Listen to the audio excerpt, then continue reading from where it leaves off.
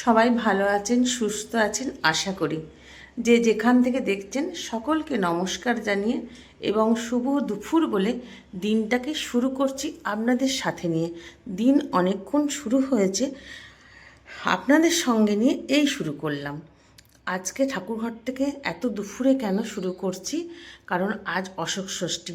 দোকান থেকে এসছি 12:30টার পর, তারপরে ব্যাটা গেল ইনস্টিটিউট, তাকে খেতে দিয়ে তারপরে আমার কাজকর্ম, বিছানা তোলা, ঘর ঝাড়ু দেওয়া, সমস্ত ওপরের করে, ওপরের তো প্রতিদিন অনিমা ঝাড় দেয় না, সমস্ত কাজকর্ম করে এতক্ষণে সময় হলো ঠাকুর ঘরে আসার। যাই হোক, ফল টল কিছু কেনা হয়নি, যা একটু থাকে সেইটুকু দিয়েই পুজো দিচ্ছি। ওই কিশমিশ খেজুর প্রতিদিনই দিই একটু করে, সেটা দিয়েই পুজো করে নিচ্ছি। মা দিয়ে পাঠিয়েছে প্রসাদ, সেই দিয়ে জল খাবো, আর খাবো যখন সেটাও আপনাদের সঙ্গে শেয়ার করব। চলুন সবাই আমার সাথে থাকুন এই এখন থেকে। এই হচ্ছে খাবার, আর মা দিয়েছে প্রসাদ। এই কলাটার মধ্যে অশোক ফুলের কুড়ি মানে দেয়া আছে, ওই 7টা কুড়ি দেওয়া আছে। সেই কলাটা না চিবিয়ে খেতে হবে। দাঁড়ান, একটু ফুলটা মাথায় নিয়ে নিই। আর ভুলেই গেছিলাম, দাঁড়ান, আমার ওইদিকে পাম্পের জলটা ভর্তি হয়ে গেছে, বন্ধ করে দিয়ে আসি।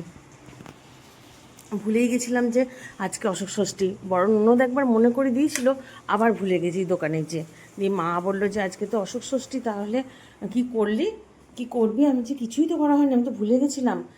আর এই সাবু মাখবো কলা দিয়ে, আমুল দুধ চিনি দিয়ে, মা ফল দিয়ে পাঠিয়েছে।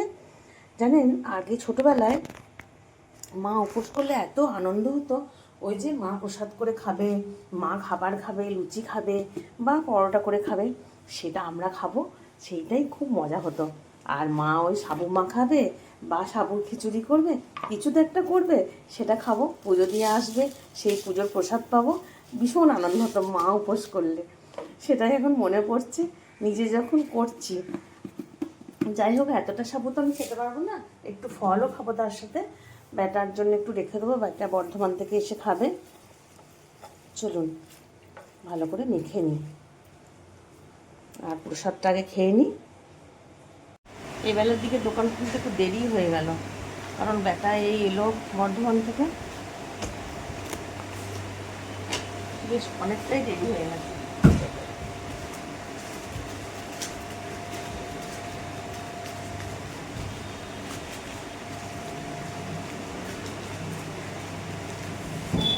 এইগুলো এত চলছে না, এইগুলো লোহার মতন, মানে ব্রেসলেট, খুব চলছে এগুলো।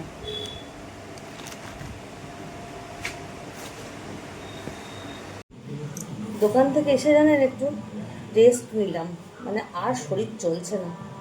সারাদিন সেরকমভাবে কিছু খাইনি, সেটা তো আছেই, তার সাথে এতটাই পরিশ্রম, ধকল আর নিতে পারছি না। ভাবলাম কাজলকে বলে গেছিলাম যে শক্ত করে আটাটা মেখে রাখবে, তো আটা তো মাখাই আছে, কয়েকটা তো লুচি ভাজবো, হয়ে যাবে। না, দেখছি কাজল ঠিক শক্ত করে মাখতে পারেনি, বেশ নরম হয়ে গেছে, লুচি কটা ফুলবে না। তার জন্য একটু শুকনো আটা দিয়ে আবার আটাটা থেসে নিচ্ছি। চলুন কয়েকটা লুচি ভেজে তারপরে খেয়ে নিয়ে সঙ্গে সঙ্গে শুয়ে পড়বো, আর পারছি না। লুচি, ছোলার ডাল, মিষ্টি, মা আর ব্যাটা বসে পড়েছি খেতে। চলুন, খুব খিদে পেয়ে গেছে। খাওয়া দাওয়া শেষ করে একটু দই আজকে, এই প্যাকেটের দইটা কালকে নিয়ে আসা হয়েছিল, তার মধ্যে থেকে একটু রেখে দিয়েছিলাম।